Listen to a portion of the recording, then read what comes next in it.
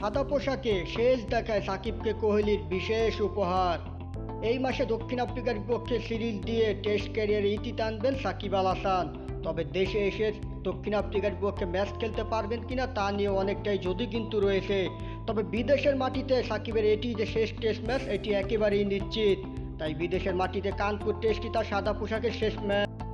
ভারতের বিপক্ষেও শেষ টেস্ট সাদা পোশাকের শেষ দেখায়, তাই সাকিবকে শুভকামনা জানিয়ে বিশেষ উপহার দিয়েছেন ভারতের সাবেক অধিনায়ক বিরাট কোহলি। কানপুর টেস্ট শেষে পুরস্কার বিতরণী অনুষ্ঠানের জন্য দুই দলের ক্রিকেটাররা যখন জটলা পাকিয়ে বাউন্ডারি লাইনের কাছে দাঁড়ানো, তখন ব্যাট হাতে সাকিবের দিকে ছুটে যান কোহলি। পরে জানা যায় উপহার হিসাবে সাকিবের জন্য ব্যাটটি নিয়ে এসেছেন তিনি। বিদায়ী স্মারক হিসাবে সাকিবের হাতে ব্যাট তুলে দিয়ে বন্ধুর মতো কাঁধে হাত রেখেও কিছু কথা বলেন ভারতীয় ক্রিকেটের এই মহাতারকা। মঙ্গলবার কানপুরের গ্রিন পার্ক স্টেডিয়ামে বাংলাদেশকে 7 উইকেটে হারিয়ে 2-0 ব্যবধানে টেস্ট সিরিজ জিতেছে ভারত। ব্যাটিং ব্যর্থতায় মাত্র আড়াই দিনেই কানপুরে হারের মুখ দেখেছে বাংলাদেশ।